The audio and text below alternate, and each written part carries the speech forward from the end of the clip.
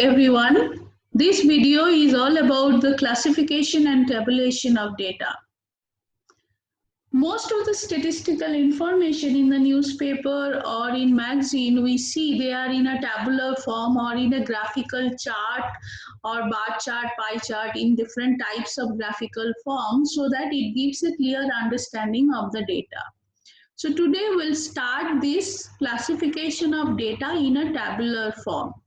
This creating table, graphs, charts, finding the mean, standard deviation, these are all part of descriptive statistics. Let's start the frequency distribution of data with an example. The manager of Maruti Auto Parts would like to gain a better understanding of the cost of parts used in the engine tune-ups. She examines 50 customer invoices for tune-up. The cost of parts are given in rupees. Prepare a frequency distribution table. So in a simple word, what is this question is all about? There are 50 customer invoices from where we have collected the data about the auto parts, which is given in terms of rupees. You can see there are 50 values are there.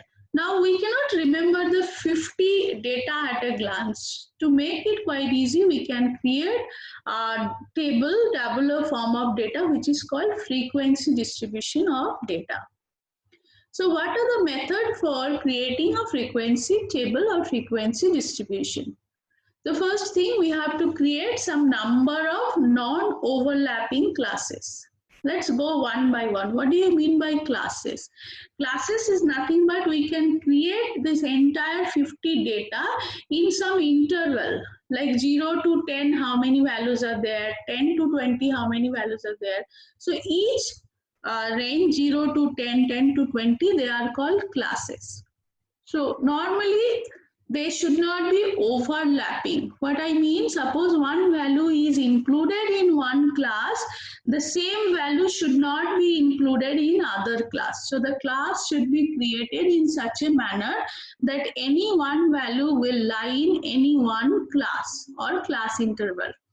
The normal rule is we normally created 5 to 20 classes. This I will discuss a little bit in details in my next slide. Now we need to discuss about the width of each class. What do you mean by the width of the class? Like 0 to 10 means the width is 10. 0 to 20, that means width is 20. So what is the formula to find out the width of the class? It's the largest data value minus the smallest data value divided by the number of classes. So first we need to decide how many number of classes we need, and based on that we can create what is the width of the class. Now determine the class limit or class interval or class boundary. They are all having similar meaning. There are two methods to create the class interval or class limit. One is exclusive method, which is 0 to 10, 10 to 20, 20 to 30. This is like when there is no gap between the upper limit 10 and the next class interval, the lower limit. When there is no gap, that's called exclusive method. When there is a gap like 0 to 9 and then 10 to 19, this is called inclusive method of class interval. Now let's understand why it is called exclusive method. Suppose the first one 0 to 10, 10 to 20, these are all my class interval. Now I have a value, suppose 20. Should I include that in the second class interval 10 to 20, or should I include in the third class interval 20 to 30? So as per the rule, this should be included in the third class interval. That's why the upper limit 20 is not included in the second class. So exclusive method means the upper limit of the class interval or class limit should not be included. It is excluded in that particular class. What do you mean by inclusive method? Here the value from 0 to 9 all are included in that particular class interval. So suppose you have a value 19, so it should be in the second class interval. Another way to understand the first one is called there is some gap between them and there is no gap, and the second one there is a gap between the class interval. Now some more guidelines are there to create a frequency table. The question always arises, suppose I have 50 values, so should I make other class interval like 0 to 5, 5 to 10, 10 to 15, 15 to 20 like that, or I should make 0 to 25 and 25 to 50, or I should make 0 to 2, 2 to 4. So the guideline is you should have enough number of classes so that you understand the variation of the data. Neither it should be too many. If you have too many like 0 to 2, 2 to 4, 4 to 6, then you will, the basic purpose of creating the frequency table is lost. Rather than that, you can have all 50 values individually. And if you are creating a big interval like 0 to 25 and 25 to 50, what will happen? The variation of the data will not be properly understandable. Okay, now there is another question is making the classes, should I make 0 to 10, 10 to 20, 20 to 30 of equal width, or I should make someone like 0 to 5, the next one is 5 to 30, the next one is 30 to 35, next one is 35 to 37. So if we are making that unequal class interval, it will be very difficult to interpret the data. So it can be made, it's not wrong, but normally we try to create the class interval which are of equal width so that the data is easily interpretable. So let's discuss this example. I have, as I told, these are the 50 auto parts cost. So we have to put it in a frequency table. So let's see what is the highest cost or what is the highest value in the data set. It's 109. And what is the lowest value? It is 52. So total range is 109 minus 52. So 57, which is nearly 60. So suppose I want to create a width of 10, I mean a gap of 10, 10. So 60 divided by 10, we can have around 6 classes. So there is some small adjustment is required. That is okay.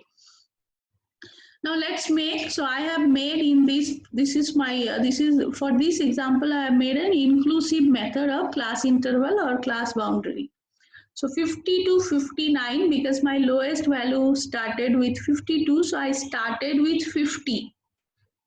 Okay, suppose your lowest value in the data set is 42, you can start with 40, or your lowest value is like 23, you can start with 20. So 50 to 59, 60 to 69, 70 to 79. So width is here, it is an inclusive method, so there is a width of 10. Okay, then 100 to 109, because my highest value is 109, so I have taken as 100 to 109. The middle column you can see, it's called tally mark. If you are from an accounts background, you are already aware what is called tally mark. Tally mark is not, it's a quite easy way to count the data. Okay, to count the frequency. What do you mean by frequency?